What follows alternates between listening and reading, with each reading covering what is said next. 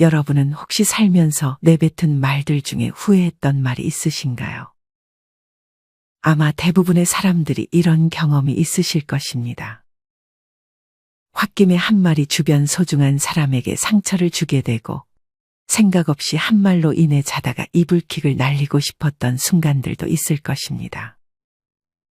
이렇듯 말이라는 것은 어떻게 하느냐에 따라 좋은 사람들이 곁에 있게 되고 아니면 좋은 사람들일지라도 내 곁을 전부 떠나게 될 수도 있습니다.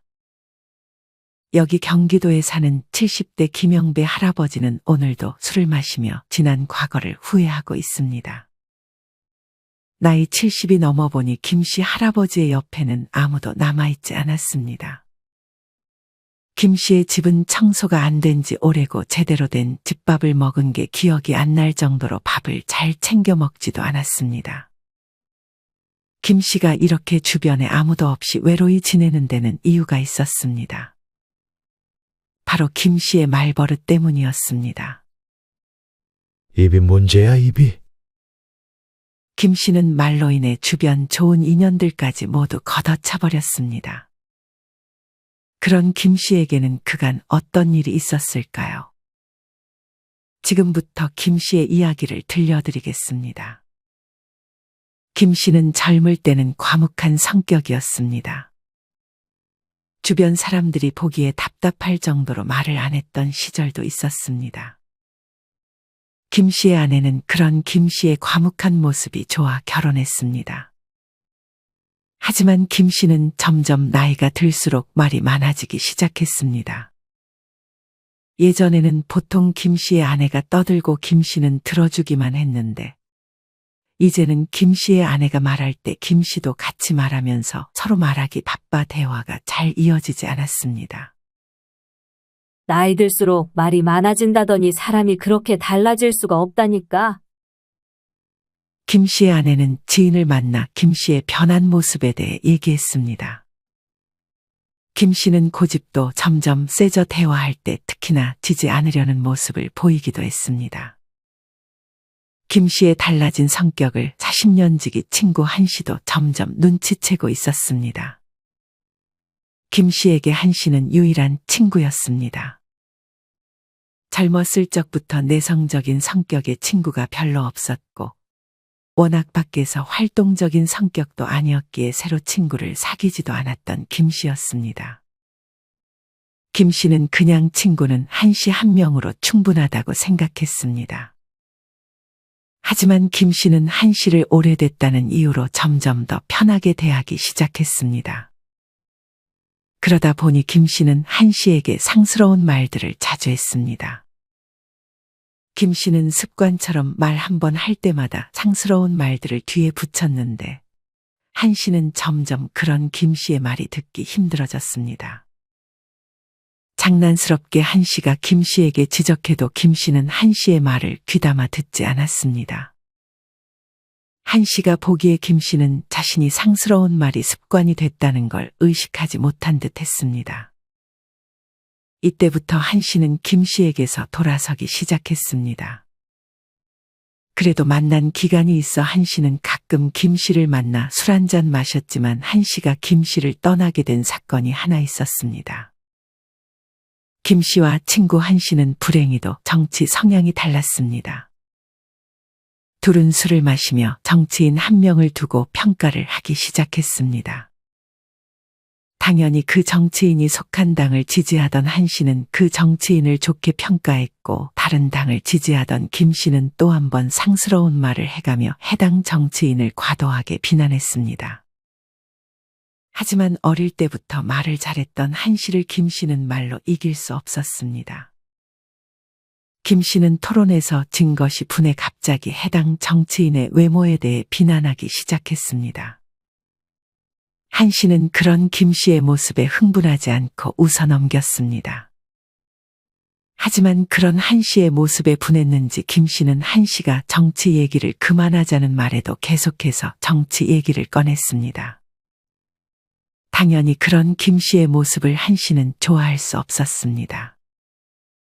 한 씨는 그래도 상대편 정당이 잘한 것이 있으면 칭찬도 해주고 자기가 지지하는 정당이라고 무조건 지지하지는 않았습니다. 하지만 김 씨에게는 그런 것보다 자기가 지지하는 정당의 말이 무조건 옳고 상대는 전부 틀렸다고 생각했습니다. 정치 얘기 그만하고 요새 뭐 따로 취미 활동하는 건 없어? 정치 뉴스 보는 게 취미지. 시원시원한 말할 때마다 속이 다 시원해. 한 씨가 자꾸만 말을 돌리려 했지만 김 씨는 그런 한 씨를 약올리기라도 하듯 정치 얘기를 꺼냈습니다. 이날을 계기로 한 씨는 김 씨의 연락을 더 이상 받지 않았습니다. 김 씨는 한 씨가 연락을 받지 않자 무슨 일 있는 줄 알고 연락을 시도했지만 한 씨는 그 이유를 알려주지 않았습니다. 김 씨는 스스로 영문도 모른 채 가장 친한 친구 한 명을 잃었습니다. 김 씨는 나중에서야 자기가 한 말들 때문이라는 것을 지레짐작했습니다. 그러고는 정중히 사과하려고 문자를 보내려 했지만 한 씨의 전화번호는 바뀌어 있었습니다. 주변에 한 씨의 연락처를 알 만한 사람이 없어 끝내 김 씨는 한 씨에게 연락하지 못했습니다. 하지만 김 씨는 이때까지도 겨우 그깟걸로 친구를 버린 한 씨를 이해하지 못했습니다. 김 씨는 친구까지 거 필요 없다며 가족만 있으면 된다고 스스로를 합리화했습니다. 김 씨에게는 남동생이 한 명 있었습니다. 집이 멀어 왕래가 적었지만 최근에 동생이 김 씨 집 근처로 이사를 오게 되면서 조금씩 왕래하기 시작했습니다. 김 씨의 동생은 김 씨에게 술을 한잔 하자며 최근에 며느리가 바람이 나 집을 나갔다는 말을 김 씨에게 전했습니다. 김 씨는 조카의 결혼 생활이 순탄치 않다는 것을 알긴 했지만 결국 이렇게 끝을 맺으니 안타까움이 느껴졌습니다. 김 씨는 동생에게 너는 잘못한 게 없지 않냐며 위로해줬습니다. 이 사실을 아는 것은 김 씨 동생과 김 씨밖에 없었습니다. 김 씨는 이 사실을 아내에게만 알렸습니다. 하지만 이때는 몰랐습니다. 말이라는 것이 얼마나 빠르게 퍼질 수 있는 것인지 말이죠.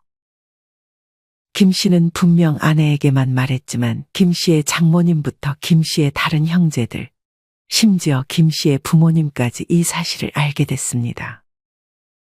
어느 날 김 씨의 어머니가 김 씨의 동생에게 손주 며느리가 도망갔다는 말이 사실인지 전화해 물었습니다. 어머니 그걸 어떻게 아셨어요? 어떻게 알긴?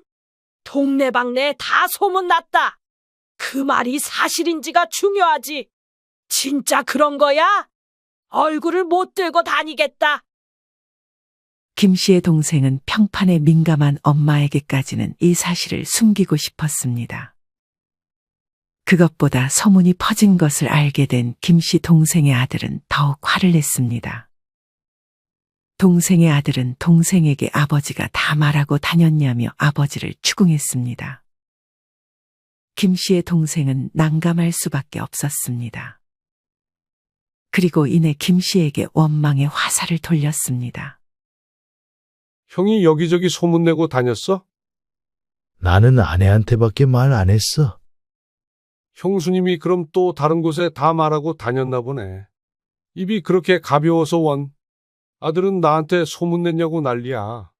어머니도 알게 되고 동네 사람 다 알게 된 것 같은데 이제 어쩔 거야?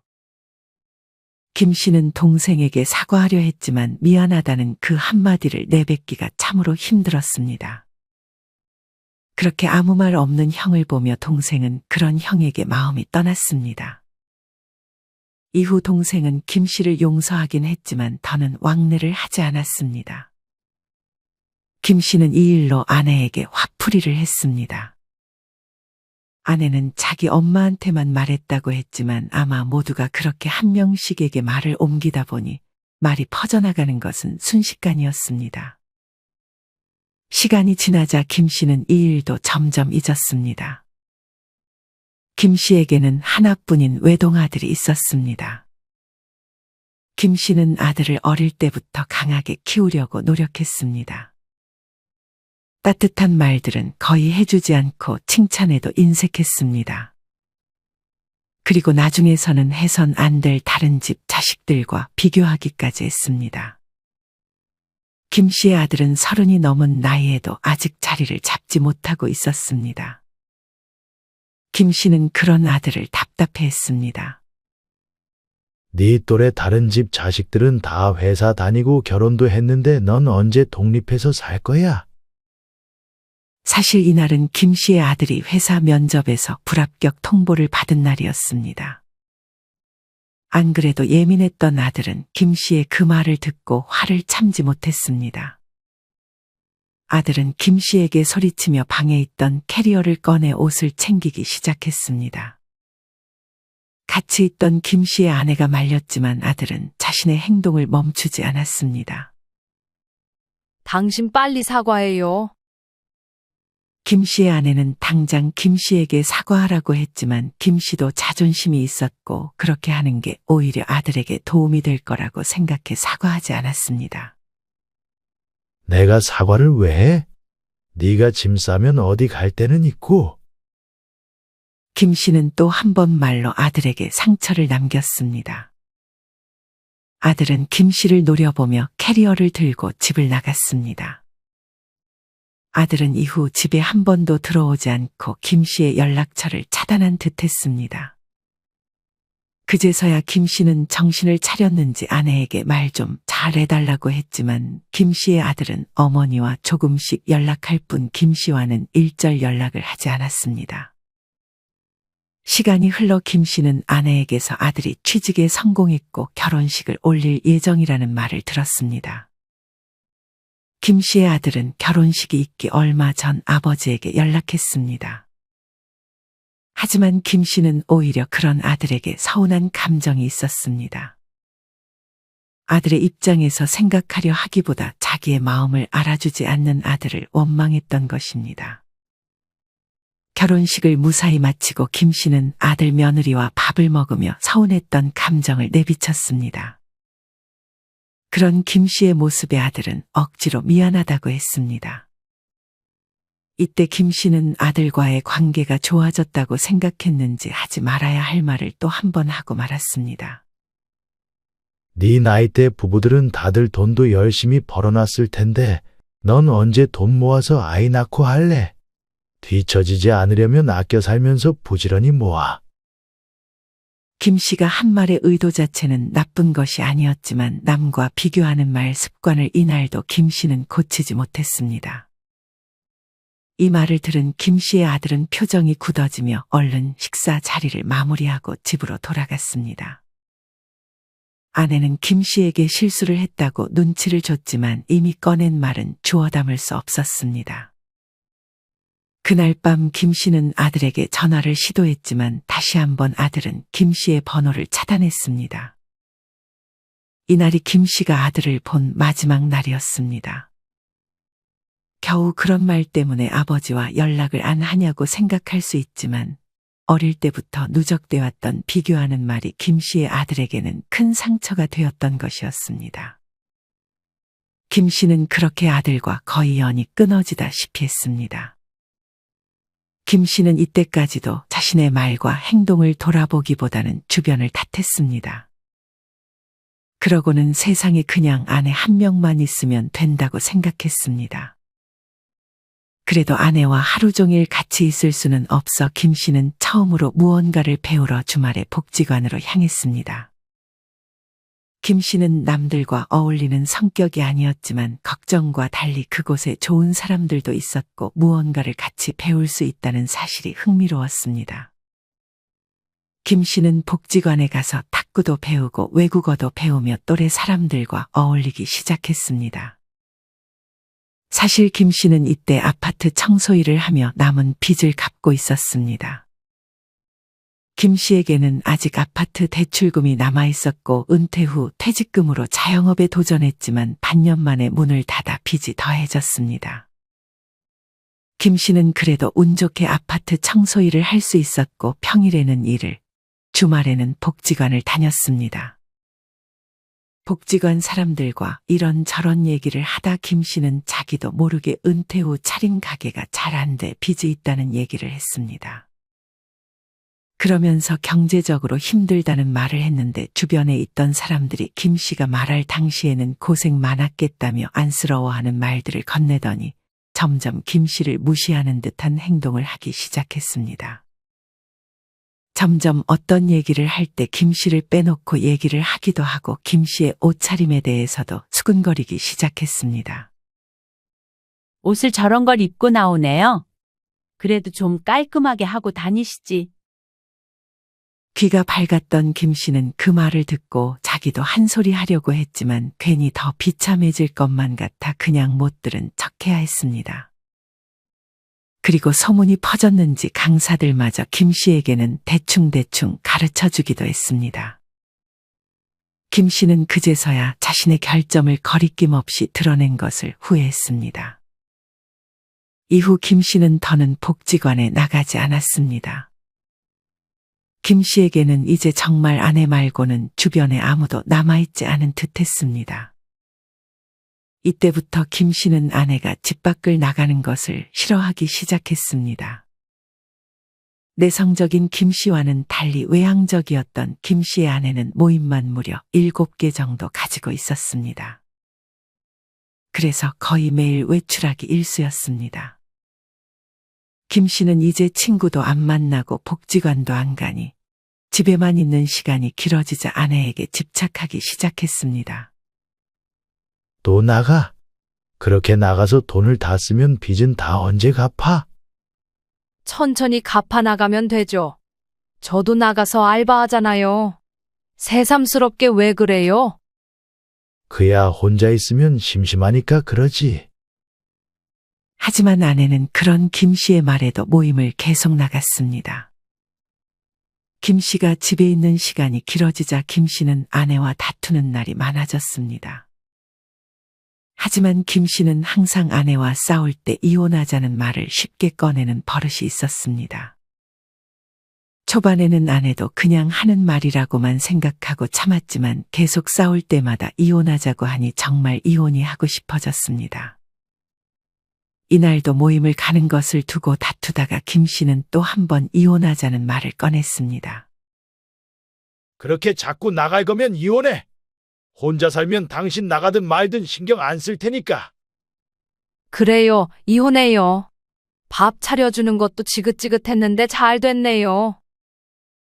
이때도 김 씨는 자기의 자존심을 굽히지 않았습니다. 김 씨는 아내가 설마 진짜 이혼을 하겠다고 할 줄 모르고 이혼 서류를 가져와 도장을 찍으라고까지 하며 강경하게 나갔습니다. 김 씨는 이혼 서류를 들이밀면 아내가 겁낼 줄 알았지만 아내는 정말 이혼 서류에 도장을 찍었습니다. 아내의 말을 들어보니 언니의 집에서 머무르려는 것 같았고 이미 이혼 준비를 모두 끝내놓은 것 같았습니다. 서류를 들고 같이 법원에 가자는 아내의 말에 김 씨는 이런저런 변명을 하며 법원에 가는 것을 피했습니다. 이혼을 해주지 않자 아내는 짐을 싸고 바로 언니의 집으로 향했습니다. 김 씨는 아내마저 잃으면 모든 것을 잃는 것이라 생각해 이혼 서류를 찢어버렸습니다. 하지만 집을 떠난 아내는 더 이상 김 씨의 집으로 다시 돌아오지 않았습니다. 김 씨의 아내는 아주 가끔 와서 청소도 해주고 반찬도 차려줬지만 그런 아내에 대한 원망이 커져갔던 김 씨는 아내가 올 때마다 또 한 번 심한 말들을 퍼부었고 아내는 이제 아예 김 씨의 집에 오지 않았습니다. 김 씨는 한동안 자기 반성을 하기는커녕 남과 세상을 원망했습니다. 그렇게 혼자 폐인처럼 살다 오랜 시간이 지나서야 자기가 내뱉은 말 때문이었다는 것을 깨달았습니다. 하지만 이미 상황을 되돌리기에는 이미 뱉어버린 말들을 주워 담을 수 없었습니다. 그렇게 김 씨는 오늘도 안주 없이 술을 마시며 외로움을 달래고 있습니다. 여러분은 이런 김 씨의 이야기를 어떻게 들으셨나요? 말이라는 것이 이토록 말년에 중요합니다. 여러분은 여러분이 주변 사람들에게 어떻게 말을 하고 있는지 스스로 돌아본 적이 있으신가요? 그렇다면 어떤 말들을 피해야 하고 말을 할 때 어떤 점들을 주의해야 할까요? 지금부터는 말년에 무엇보다 중요한 말 습관과 품격 있게 말하는 법에 대해 알려드리려 합니다. 오늘 영상 끝까지 시청하셔서 인생에 도움되는 지혜 모두 얻어가셨으면 좋겠습니다. 그럼 다시 이어가겠습니다. 품격 있는 말 습관을 위한 첫째, 3P를 주의하라. 첫 번째 비, 비난을 삼가라. 험담하지 말라는 이야기입니다. 남을 헐뜯거나 비하하는 이야기를 화제로 삼지 말아야 합니다. 이것이 품격을 지키는 첫 번째 원칙입니다. 사적 대화를 하다 보면 남의 이야기를 하게 됩니다. 그러다 보면 칭찬의 말보다 험담과 비난에 쏠리기 쉽습니다. 험담과 비난이 더 재미있으니까요. 남을 씹는 건 맛있으니까요. 그게 인간의 보편적 심리입니다. 그러나 그 재미에 빠지면 수렁에 발을 들여놓은 것과 같습니다. 수많은 성각자, 철학자들이 험담을 하지 말라고 경고한 것은 그만큼 위험성과 해악이 크기 때문입니다. 두 번째 비, 비밀을 누설하지 마라. 잡담을 나누고 수다를 떠는 것은 좋은데 회사의 비밀, 남의 비밀, 심지어 자신의 청기를 절대 누설해서는 안 됩니다. 이건 비밀인데 너만 알고 있어라는 단서를 아무리 달아도 소용이 없습니다. 그런 단서를 붙이는 순간 비밀은 해제됩니다. 말수가 많으냐 적으냐의 기준은 단지 말을 많이 하느냐 적게 하느냐가 아닙니다. 해서는 안 될 말을 하느냐 아니냐에 달려 있습니다. 과묵한 사람이란 단순히 말수가 적은 사람이 아닙니다. 비밀을 지키는 사람이 진짜 과묵한 사람입니다. 세 번째 비, 비집고 들어올 틈을 줘라. 잡담을 많이 하면 수다쟁이가 됩니다. 수다쟁이란 말 자체가 이미 품격을 상실한 단어입니다. 수다쟁이의 특징은 단지 말이 많은 것이 아니라 혼자서 말을 독점한다는 데 있습니다. 독점하지 않으면 수다쟁이란 비난을 들을 까닭이 없습니다. 그러니 잡담을 할 때는 상대가 비집고 들어올 틈을 주는 것이 품격을 지키는 지혜입니다. 숨을 고르면서 말하세요. 즉 상대방도 말할 기회를 주세요. 1, 2분쯤 말했으면 잠시 숨 좀 돌리고 상대방도 대화의 장으로 비집고 들어올 틈을 줘야 합니다. 그래야 말을 주거니 받거니 하게 되고 대화가 됩니다. 품격 있는 말 습관을 위한 두 번째, 혹시 짜증 화법 아닌지 스스로 돌아보자. 대화를 해보면 가슴이 뻥 뚫리듯 시원한 사람이 있는 반면에 대화할수록 속이 답답해지는 사람이 있고 더 나아가 짜증을 유발하는 사람도 있습니다. 시원한 화법을 사이다 화법, 답답한 화법을 고구마 화법이라고 합니다. 그럼 짜증을 유발하는 화법은 짜증화법입니다. 그럼 어떻게 말하는 게 짜증화법인지 따져보겠습니다. 짜증화법에는 다음 4가지 특성이 있습니다. 첫째, 말 가로채기. 대화할 때 짜증을 유발하는 으뜸은 말을 가로채는 사람입니다. 상대의 말을 끝까지 듣지 못하고 중간에 끼어듭니다. 성급하게 틈만 나면 말을 가로채서 훅 들어옵니다. 이러면 운전 중에 끼어들기를 당하는 것처럼 신경질이 나는 건 당연합니다. 짜증이 솟구칩니다. 때로는 말을 좀 끝까지 들어봐라는 소리를 들을 수 있습니다. 둘째, 토달기. 무슨 말을 하면 꼭 토를 타는 사람이 있습니다. 대화란 협상도 논쟁도 아닙니다. 그냥 떠드는 수다, 잡담이 주류입니다. 그러니까 따지고 자시고 할 것도 없습니다. 말에서 즐겁고 들어서 기분 좋으면 그만입니다. 그러니 대충 넘어가는 게 좋습니다. 그런데 그게 아니지. 말도 안 되는 소리 운운하며 깐깐하게 따지면서 토를 타는 사람이 있습니다. 그나마 옳은 판단, 좋은 지적이면 참을 수 있는데 그것도 아닙니다. 자기 주장이 강하고 고집과 억지를 부립니다. 토다는 사람과 대화하면 짜증을 넘어 정말 토 나옵니다. 셋째, 깐족거리기. 소위 염장을 지르는 겁니다. 은근히 약을 올리고 부하를 돋우는 화법입니다. 농담을 하더라도 아픈 곳을 찌릅니다. 상대의 마음을 핥힙니다. 올해는 담배를 끊기로 했어 라고 말하는 친구에게 내가 계획만 잘 세우지 실행에 옮긴 적 있냐 라며 태클을 겁니다. 이번에 일이 잘 안 됐는데 라며 의기소침한 친구에게 위로는 못할 망정 언제는 성공했냐 라며 신경을 건드립니다. 이 아이스크림 너무 달달하는 말에 그럼 아이스크림이 달지 쓰겠냐 라는 식으로 말하는 사람 정말 싸가지 없습니다. 넷째, 자기 말만 하기. 대화를 독차지하고 끊임없이 길게 말하는 사람. 계속해서 남을 가르치려 하고 시종일관 잘난 체합니다. 당연히 짜증이 날 수밖에 없습니다. 품격 있는 말 습관을 위한 세 번째, 삼독을 유의하라. 첫 번째 독점하지 말라. 밑도 끝도 없이 대화를 독점하며 혼자 떠드는 것은 정말 징그럽습니다. 얼마 전 식당에서 옆에 식탁에 앉아있던 젊은 여성. 친구들과 어울려 대화를 하는데 목소리에 높낮이도 없이 일정한 톤으로 쉴 새 없이 말하고 있었습니다. 다른 사람이 비집고 들어갈 틈이 없을 정도로 숨도 쉬지 않고 말하는 듯합니다. 그런 식으로 말하는 것이 좋은 화술이 아님은 물론입니다. 제발이지 대화할 때는 독점하지 마세요. 두 번째 독선하지 말라. 자기 주장만 옳다고 핏대 올리지 마세요. 대화란 적당히 주장하고 적당히 타협하는 것입니다. 설령 상대가 좀 빗나간 말을 하거나 의견이 다른 말을 하더라도 일일이 따져가며 옳고 그름을 심판관처럼 말하면 누가 좋아하겠습니까? 그건 잘난 것도 아니고 탁견을 가진 것도 아닙니다. 특히 정치에 관한 이야기를 할 때 독선적인 사람을 많이 보게 됩니다.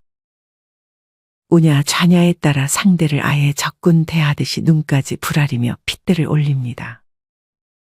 자기 생각만 옳다고 하면 자연스럽게 독선에 빠지고 결국 불통이 됩니다. 고집불통. 세 번째 독설하지 말라. 성질이 그러니까 이혼했지. 성깔이 그러니 승진을 못했지. 대화 중에 상대방에게 밀린다 싶었는지 그렇게 쏘아붙이는 사람을 봤습니다. 이쯤 되면 막 나가자는 것입니다. 같은 말을 해도 독하게 말하는 사람이 있습니다. 상대에게 상처가 되도록 아프게 찌르는 사람이 있습니다. 인상과 어조에서부터 도끼가 묻어나옵니다. 대화는 말을 부드럽게, 내용도 부드럽게 하는 게 좋습니다.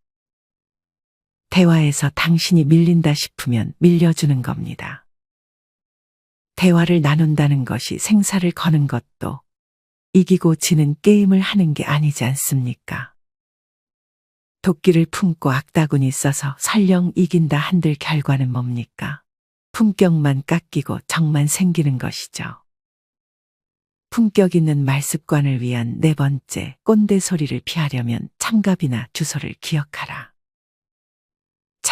참견하지 말자.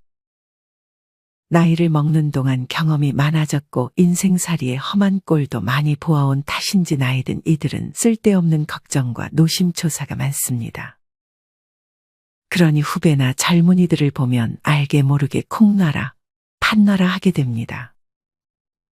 쓸데없는 참견, 그것이 바로 꼰대의 대표적인 언행이니 삼가자는 것입니다. 가르치려 하지 말자. 참견하다 보면 자연히 가르치게 됩니다. 설문조사에 의하면 꼰대의 특징 첫째가 참견하기를 좋아하며 허세가 있고 가르쳐 주기를 좋아한다고 합니다. 그건 그런 게 아냐라며 훈계합니다. 우리 젊은 시절과 비교해보면 요즘 젊은이는 똑똑해도 너무 똑똑한데 무얼 가르치겠습니까? 괜히 품격만 떨어뜨립니다. 비난하지 말자. 젊은 사람이 그러면 비판의식이 충만하다 할 수 있지만 나이 들어 그러면 주책입니다. 남 탓하고 비난하는 말이 많아지면 바로 꼰대 짓을 하고 있는 것입니다. 비난의 강도가 높을수록 품격의 수준은 더 떨어집니다. 나 때는 말이야라고 말하지 말자. 이런 말을 자주 하면 꼰대의 말버릇이 들은 것입니다. 그래서 젊은이들이 라테 커피에 빗대어 라테 이즈 홀스라며 빈정거리는 것입니다. 나 때는 말이야라며 옛날 이야기 하기보다 미래에 대하여 말할 줄 알아야 품격 있는 사람이 됩니다. 주절주절 말을 많이 하지 말자. 자고로 늙으면 지갑은 열고 입은 닫으라고 하지 않습니까? 주절주절 말이 많아지면 젊은이들은 귀를 닫을 것이요. 소통은 물 건너갑니다. 따라서 대화의 주도권을 젊은이에게 넘겨주고 조용히 경청하는 일이야말로 매력 있는 어른이 되는 지름길입니다. 소리를 높이지 말자. 나이 불문하고 말을 할 때 목소리가 커지는 것만큼 품격은 낮아집니다. 원래 우리나라 사람들은 목소리를 높여 말하는 습성이 있는데 젊은이가 큰 목소리로 말하면 힘차고 열정적으로 느껴지지만 나이 든 사람이 그러면 주책 없고 개념 없는 것으로 받아들여집니다. 따라서 의식적으로 목소리를 낮추는 화법을 구사해야 할 것입니다. 이어서 말할 때 주의해야 할 3가지에 대해 알려드리겠습니다. 첫 번째, 화술보다 심술. 즉 말을 잘하려면 기술과 요령을 발휘하기 전에 마음보부터 바르게 가지라는 의미입니다. 이것 하나가 수백 가지의 화법의 바탕을 이뤄야 좋은 말을 할 수 있다고 확신합니다. 원래 심술의 사전적 의미는 짓궂게 남을 괴롭히거나 남이 잘 되는 것을 시기하는 못된 마음, 온당하지 않게 고집을 부리는 마음입니다. 그러나 저는 말하는 기술, 즉 화술과 관련의 심술을 2가지 의미로 활용하라고 권합니다. 첫째는 말을 할 때 사전적 의미 그대로의 못된 마음, 즉 심술을 부리지 말라는 부정적인 의미입니다. 둘째는 화술이 말하는 기술이라면 심술은 마음의 기술이라 해석하여 화술을 발휘하기 전에 마음 씀씀이, 마음가짐부터 선하게 가져야 한다는 긍정의 의미입니다. 화술의 대칭어로 그렇게 의미를 부여한 것이니 원래의 뜻을 따지지 말고 그대로 받아들여 마음에 담으면 큰 도움이 될 것입니다.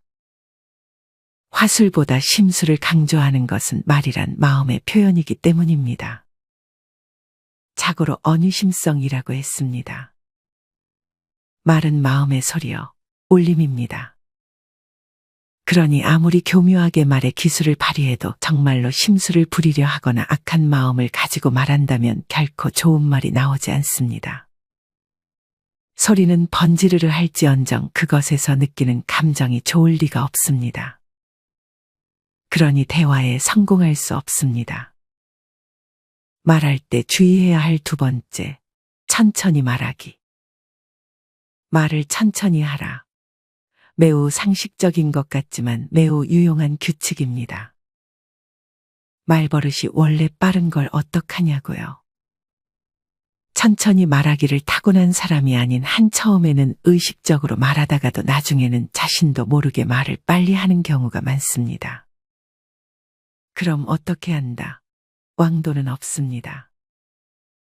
말을 천천히 하는 것이 얼마나 효과적인 화술인지를 깊이 인식하고 대화하는 과정에서 수시로 말을 천천히 하자고 다짐하면서 말의 속도를 조절할 수밖에 없습니다. 그것이 습관화될 때까지 말입니다. 그럼 말을 천천히 하면 어떤 효과가 있을까요? 첫째, 말을 천천히 하면 목소리가 낮아지고 정중하게 됩니다. 이건 뭐 설명할 필요도 없이 여러분도 충분히 수긍할 것입니다. 반대로 생각해보면 금방 납득이 됩니다. 말을 빨리 하면 자연스럽게 목소리가 커지고 경망스럽게 되니까요. 둘째, 말을 천천히 하면 감정이 조절됩니다. 말을 빨리 하면 자기도 모르게 감정이 솟구치게 되고 그러면 말도 더 빨라지는 악순환에 걸립니다. 나중에는 숨이 찰 정도로 시근덕거리며 말하게 됩니다. 대화하면서 감정이 격해지거나 조급해질 경우 의도적으로 말을 천천히 해보세요. 확실히 감정 컨트롤이 됨을 실감할 것입니다. 셋째, 말을 천천히 하면 말실수를 줄입니다. 당연하죠. 말을 천천히 한다는 것은 생각하면서 말할 여유를 갖는 것을 뜻합니다. 그러면 단어 하나, 표현 하나라도 곱씹어 보면서 그 단어와 표현이 상대에게 어떤 반응을 일으킬지 예상하면서 말하게 될 것입니다. 그만큼 말실수가 적어지는 것은 당연합니다. 말할 때 주의해야 할 세 번째, 대립이 아닌 대화를 하자. 우리가 얼마나 대화를 못해요. 그냥 싸우기만 하잖아요. 그 이슈에 대해 생각해 본 적이 없는 거예요. 어떤 이슈가 생기면 그에 대해 생각하는 게 아니라 다른 사람 의견이나 진영 논리에 편승하는 게 전부예요. 시면의 작가이며 종교학자인 배철현 교수가 인터뷰에서 한 말입니다. 듣고 보니 그렇습니다. 우리의 대화 풍경이 선명히 그려집니다. 요즘은 부모와 자식 간에도 대화가 잘 안 됩니다. 친구 사이도 마찬가지입니다. 대화를 하는 게 아니라 서로 자기 주장을 펴기에 바쁩니다. 정치 냄새가 나는 이야기일 때는 더욱 심합니다. 대화가 아니라 개거품을 물며 악다구니를 씁니다. 상식적 논리가 아니라 진영 논리에 올라타 억지를 부립니다. 결국 목소리가 커지고 자칫하면 싸움이 됩니다. 그래서 머쓱하게 마무리되거나 심하면 등을 돌려 인간관계에 파국을 맞습니다. 대화지능이라는 독특한 개념을 주창한 미국의 세계적인 커뮤니케이션 전문가 주디스 E. 글레이저는 사람들은 자기가 옳다는 중독에 빠져 있어서 대화를 하면서도 이기려고 하고 그러기에 자기의 생각을 상대에게 납득시키기 위해 무리수를 두게 된다고 했습니다. 그렇게 되면 편도체라는 원초적 두뇌가 작동하여 뇌가 닫혀버리고 소통은 불가능해진다는 것입니다. 더욱이 대화의 상대가 지위가 더 높으면 말하기, 설득하기, 고함치기 신드롬에 빠지게 됩니다. 소통이란 대화 능력입니다. 품격 있게 통하는 말하기입니다. 그것이 대화다운 대화, 제대로 된 대화를 하는 것입니다. 여러분의 대화는 어떤지 진지하게 점검해 보세요. 아직도 대화보다 대결에 익숙하다면 그리고 내 편에 따라 핏대를 올릴 정도라면 대화법을 넘어 세상을 잘못 살았다고 해도 과언이 아닙니다. 대화도 제대로 못하면서 무엇을 제대로 할 수 있을까라고 스스로에게 물어볼 때입니다. 말의 품격을 언격이라고 합니다. 그런데 어느 한자를 다른 것으로 바꾸면 여러 가지 의미 있는 변화를 가져옵니다. 속되고 사납고 상스럽게 말하는 것은 사나울 언격이요. 거칠고 예의 바르지 않으면 예의 바르지 않을 언격이 됩니다. 반면에 선비다운 기품과 신중함을 갖추면 선비 언격이 되고요. 같은 말, 언의 격이라도 이렇게 차이가 납니다. 말의 품격, 언격은 곧 인격입니다. 그러니 어떻게 말하느냐에 따라 고스란히 인격이 드러납니다. 세상이 막말로 혼탁해지긴 했지만 그럴수록 언격의 가치를 성찰하며 익숙한 것과의 결별을 시도해야 합니다. 공자는 일찍이 한마디 말을 하기 전에 3번을 생각하라며 3, 4, 1원을 강조했습니다. 좀 더 신중한 말, 책임질 수 있는 말을 하기 위해 3번쯤 깊이 생각을 다듬으라고 했는데 그 3번 중에 1번 정도는 나의 언격은 어떤지, 말의 품격은 괜찮은지 할애하는 것은 어떨까요? 오늘 영상 내용에서 공감되는 부분이 있으신가요? 공감이 되는 부분도 있고 그렇지 않은 부분들도 있을 것입니다. 만약 공감이 되는 부분이 있다면 내 삶에 한번 적용을 해보는 것은 어떨까요? 영상을 다시 한번 시청하시며 나의 말습관에 대해 생각해보는 시간을 가져보시길 바랍니다. 이상으로 오늘의 영상을 마치겠습니다. 우리 모든 구독자분들의 행복한 여생을 응원합니다. 다음에 더 좋은 내용으로 찾아뵙겠습니다. 감사합니다.